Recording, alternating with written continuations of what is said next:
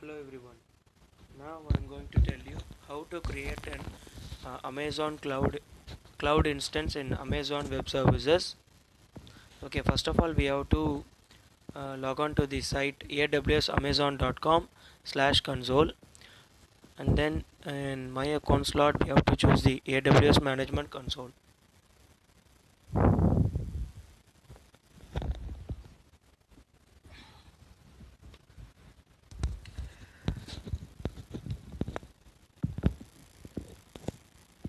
To use the Amazon Web Services, you must have an Amazon account. Now I'm using my account to sign in the AWS.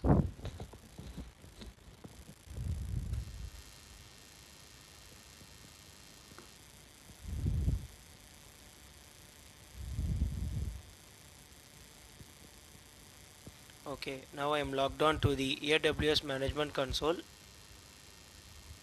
Now these are all the services offered by the AWS. Now I am choosing EC2.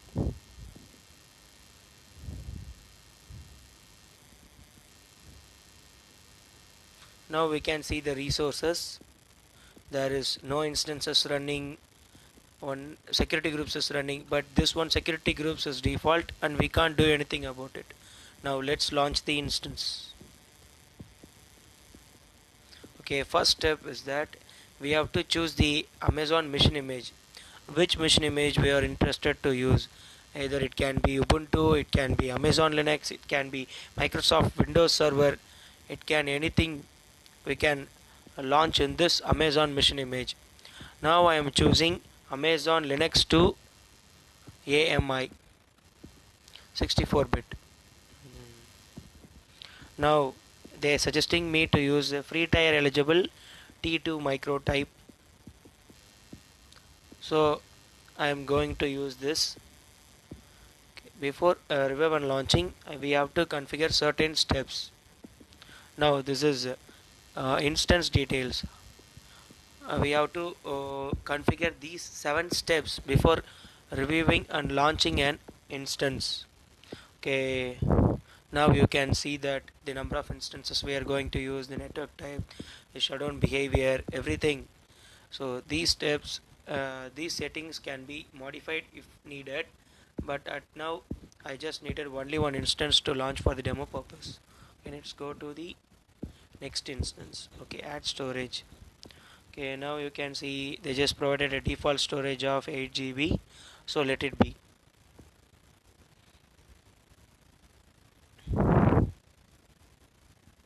Now you can see we can add tags. Okay, let me add a name tag. So okay, I'm going to create a key which is name itself. Let's name it as a name. Value it's not necessary. So next, configure security groups. So this is a configure security groups rules the traffic of your AWS. You can see the default one is SSH, and you can switch it over to all traffic for every people to connecting to it. Now you can set the source as custom IP to anywhere, so anyone can connect to this AWS instance, not only the people who has the custom IP. Now the default anywhere IP will be 0.0 point as they given in this text box.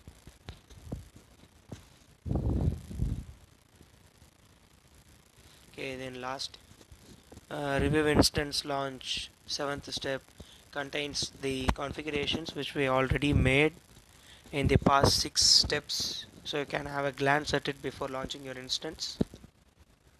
Okay, it's time to launch. Okay, before launching it we have to choose a key pair. Okay, we don't have any existing key pair, so we are going to create a new key pair. Okay, so we have to enter the name of name to the key pair. Okay, let me write ling. Okay, download the key pair. So okay, the key pair with extension .pem, it might be some KB level file, so there's no need to worry. Okay, the key pair has been downloaded. Now it's time to launch the instance. Okay, the instance will be launched within a short period. Okay, now we can view the launch log. Everything has been successfully created. Okay, let's take a look at the instances. So okay, this might take a time. Okay, we just wait for a while before it launches.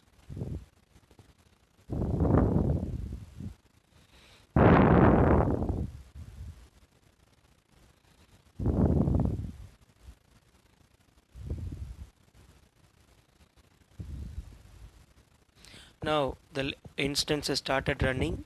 As you can see, the green color symbol. Okay, now you can check the EC2 dashboard. The one instance is running and one volume of memory, one key pair and two security groups. One belongs to the default one and another one belongs to this currently running instance. Okay. Now we have to choose the instances. Okay, you can see this one is the past running instance which is terminated by me before opening this instance. There is no need to worry about the terminated instance.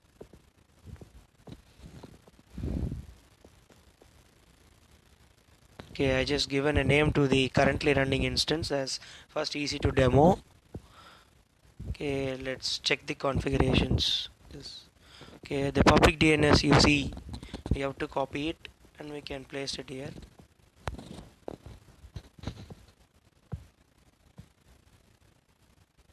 So you can see nothing is happening because we can't access the instant by only means of the web browser. The instance has been created, but we have to connect to the instance by means of some special small softwares. That's where Putty comes into picture. Putty is an open source terminal emulator and helps us to connect to the different types of protocols. Okay, as you can see, you can download the Putty from here. Putty.org.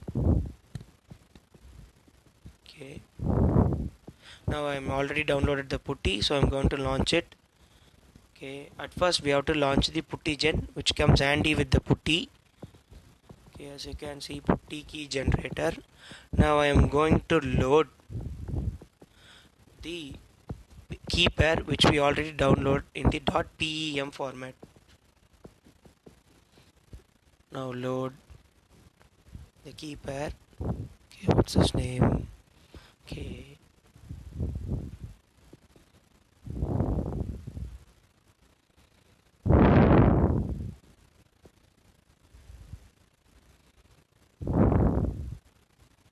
So okay, we have to save the private key. Click save private key and click yes. Okay, again we have to save it. The file will be saved in .ppk format. Okay, again the file has been saved, so close it. Then we have to open Putty.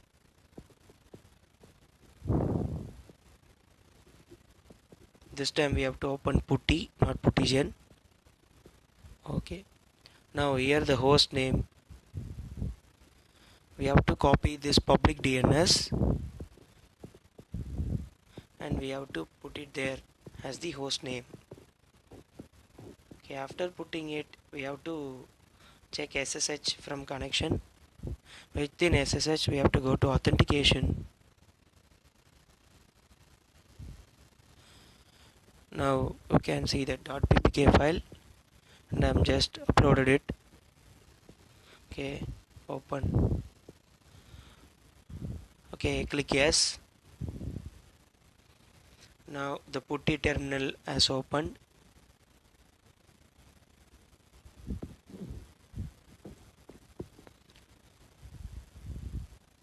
Okay, we are going to launch the AWS instance.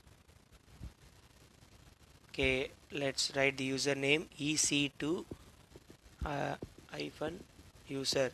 This is the name of the Amazon Linux 2 instance which is created virtually in AWS. Okay, as you can see, we just logged on into our Amazon Linux to AMI instance. So we just successfully logged on, connected to it through putty. Okay, now let's time to run some Linux commands. ls. Okay, this doesn't show error, so it's working perfectly. So okay, I'm just going to cross check it. ls, that's right, ls home. Okay, there is no file or directory called home in this particular file location. Okay, okay, by putty also we can connect to the Amazon instance. Okay, now we are trying another Linux code pwt. So this shows the current directory in which we resides. Okay, we are residing in slash home easy to user. Now I'm going to create another directory L. Make directory L. Okay, now you can see the ls shows L. So the L folder has been created. L directory. Okay, now this is WinSCP, which is an alternative for putty. We can use WinSCP to connect graphically to the cloud instance.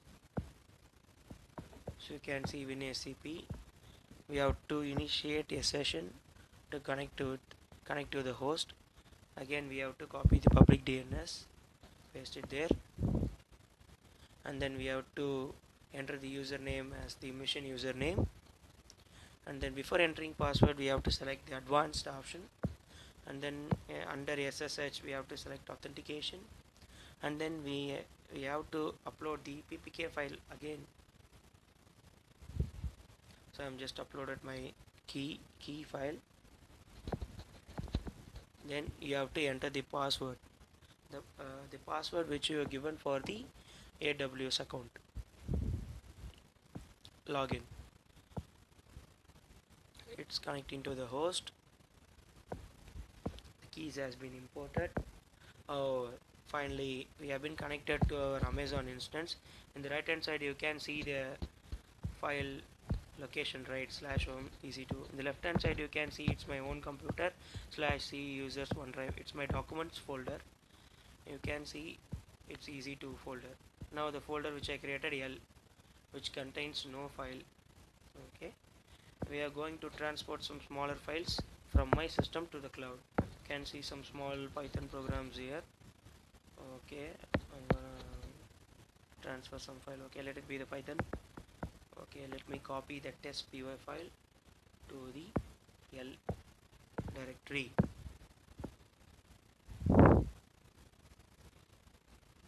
As you can see, test py file in the L directory of ec2 instance. Okay, this is how you transfer files from your system to the ec2 instance using WinSCP. This provides a better graphical user interface for the instance operations, and putty provides an best CLI user interface. So this is how you create and connect to an instance in the Amazon AWS.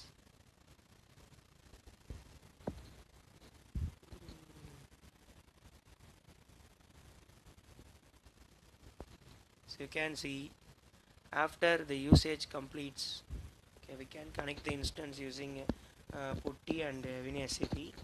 After completing your work with the instance, don't forget to close the instance because we are using the free tier and we will surely run out of time quickly. AWS will charge you if you run out of time. You are over time using the Amazon instance. So okay, there is a huge difference between stopping and terminating the instance. Terminating means the whole process will stop. Stop means it will stop for temporarily and you can resume it whenever you want.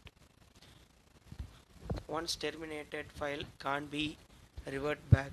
So keep that in mind before stopping or terminating an instance. Thanks. Thanks for